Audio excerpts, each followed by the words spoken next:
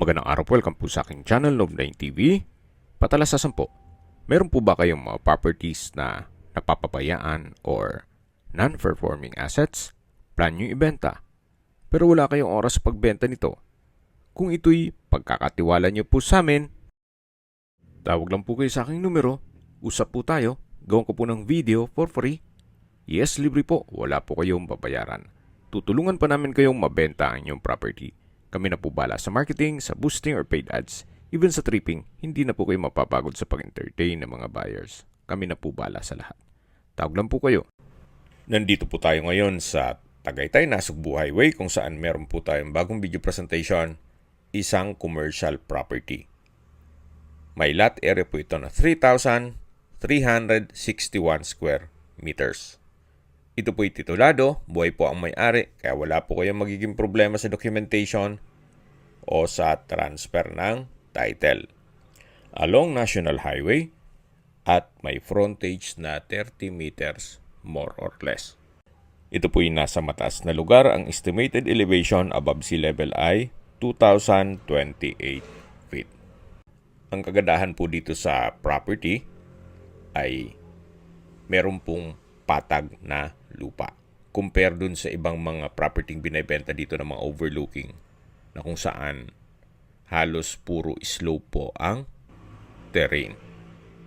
So yan po, makikita nyo naman mula po sa highway, medyo slope ng konti. Then pagdating dito sa baba ay patag na patag po.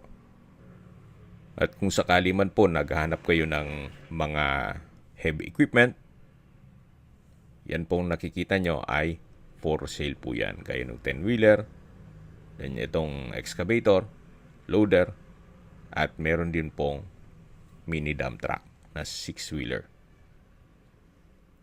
So halos mga hindi po yan nagamit, gawa ng nag-stop operation na po si owner sa pag-develop na kanyang property. Kahit po magkaroon ng building sa lower part, na kung saan iba na rin ang may-ari, wala pa rin pong obstruction. Tanaw nyo pa rin po ang bayan ng Laurel at ibang parte ng Batangas. Yan po, tunghayin nyo po, napaganda ng tanawin, napakaaliwalas. So maganda rin pong lagyan nyo ito ng commercial building, then paupahan ninyo, then yung dulong part ay pwede nyo lagyan ng inyong bahay bakasyunan. Yan po yung Taal Lake and Volcano. Napaganda pong pagmasdan. Kaya kung sakali man po na plano nyo maglagay ng coffee shop o restaurant, magandang spot na rin po ito. So, yan po ulit yung mga heavy equipment. Kaya kung sakali man na pagpapatuloy nyo itong project at ma-acquire itong property, pwede rin makinegotiate na rin tayo kay owner dyan sa mga heavy equipment. Marami na rin pong mga kapitbahay dito na mga restaurants and coffee shop. So, develop na po ang area at marami na rin pong turista na dumadayo dito sa Tagaytay. Kaya mas madali na po mag-market ng inyong produkto o negosyo. So, yan po, tunghayin nyo po itong napagandang lupain kung saan yung nakita nyong structure, yan po yung harapan ng highway. Then, meron na pong dalawang building sa katabi nito. At yung buong stretch po ng Tagaytay Nasugbu Highway ay marami na ring mga business establishments.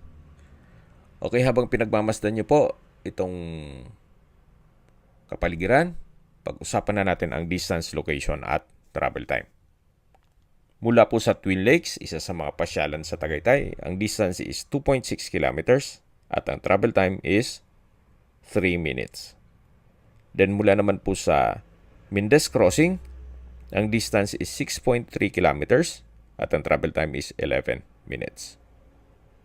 Mula naman po sa Mahogany Beef Market, ang distance is 7.2 kilometers at ang travel time is 17 minutes. Mula naman po sa Sky Ranch, ang distance is 16 kilometers at ang travel time is 7 minutes. Mula naman po sa Tagaytay Rotonda, ang distance is 11.2 kilometers at ang travel time is 20 minutes. Kumpleto na rin po doon gaya ng malls, hotels, restaurants, banks, schools, church, at hospital. Yan po yung lagi kong binabanggit sa inyo na dapat nyo i-consider sa paghanap ng property, yung meron pong malapit na hospital. Hindi ko naman po sinasabing sakitin kayo. Yan naman po for emergency purpose lang naman. At mula naman po sa Calax, Silang Interchange o Aguinaldo Highway, ang distance is 27.7 kilometers at ang travel time is 42 minutes. So mga nag-skip po ng video, summarize ko lang po. Ito pong property ay may total lot area na 3,361 square meters. Along Tagaytay-Nasugbu Highway at may overlooking view. May frontage po ito na 30 meters more or less.